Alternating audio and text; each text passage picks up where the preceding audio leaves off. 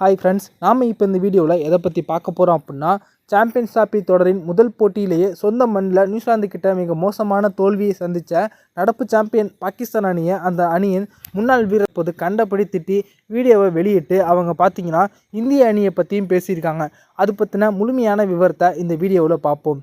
Champions trophy தொடரில் நடப்பு சாம்பியனான பாகிஸ்தான் தான் இந்த முறை இந்த தொடரை நடத்துகிறாங்க. ஆனால் இந்தியா பாகிஸ்தானுக்கு செல்ல மறுப்பு தெரிவித்ததன் காரணத்தினால இந்திய அணிகள் விளையாடும் போட்டிகள் மட்டும் துபாயில் நடைபெறும் அப்படிங்கிறது குறிப்பிடத்தக்கது. இந்த நிலைமையில் இந்த தொடரின் முதல் போட்டியில் பார்த்தீங்கன்னா நியூசிலாந்து மற்றும் பாகிஸ்தான் இந்த இரண்டு அணிகள் மோதுறாங்க. இந்த போட்டியில் டாஸ் வின் பண்ண பாகிஸ்தான் முதல்ல பந்து வீச்சை தேர்வு பண்ணாங்க.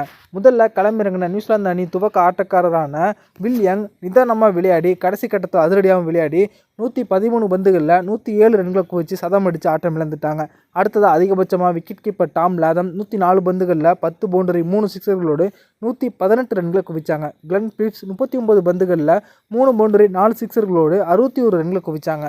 இவங்க 50 ஓவர் முடிவுக்கு 5 விக்கெட் இழப்பிற்கு 320 ரன்களை குவிச்சிட்டாங்க. 321 அடித்தா வெற்றி அப்படின்ற ஒரு மெகா இலக்கை நோக்கி களமிறங்கின பாகிஸ்தான் அணி பார்த்தீங்கன்னா நியூசிலாந்துடைய பந்து வீச்சை சமாளிக்க முடியாமல் 47.2 ஓவர்களில் அனைத்து விக்கெட்டுகளையும் இழந்து 260 ரன்களை மட்டுமே எடுத்தாங்க.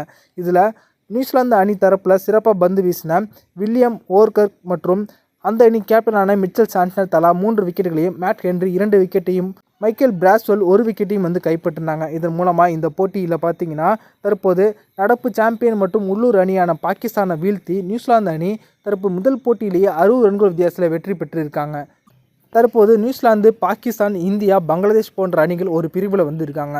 ஒவ்வொரு அணியும் மற்ற அணியோடு தலா ஒரு முறை மோத வேண்டும். இதில் முதல் 2 இடத்தை பிடிக்கக்கூடிய அணி அடுத்த அரையிறுதி போட்டிக்கு முன்னேறும். அப்படி இருக்கும்போது முதல் போட்டியிலேயே நியூசிலாந்து அணி கிட்ட தற்போது தோல்வியை தழுவியிருக்காங்க பாகிஸ்தான். அடுத்து இவங்க 23ஆம் தேதி இந்திய அணியை எதிர்கொள்கிறாங்க.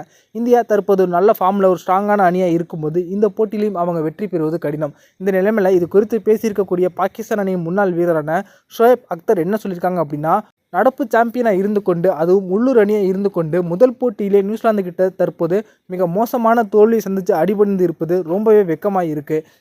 எந்த ஒரு உள்ளூர் அணியுமே ஐசிசி போன்ற முக்கியமான தொடர்களில் முதல் போட்டியிலேயே இப்படி தோல்வியை சந்தித்து நான் பார்த்ததே கிடையாது. இந்த நிலைமையில் தொடர் துவங்குவதற்கு முன்பு இந்தியாவை வீழ்த்துவோம் அப்படின்னு சவாலெல்லாம் விட்டுக்கிட்டு இருந்தோம். ஆனால் முதல் போட்டியிலேயே தோல்வியை தழுவி தடுப்பது கிட்டத்தட்ட தொடரை விட்டு வெளியேறக்கூடிய நிலைமை தற்போது நமக்கு ஏற்பட்டிருக்கு. அடுத்த போட்டியில் இந்தியாவை வெற்றி பெறுவது அப்படிங்கிறது ஒரு சொல்ல முடியாத ஒரு காரியம்.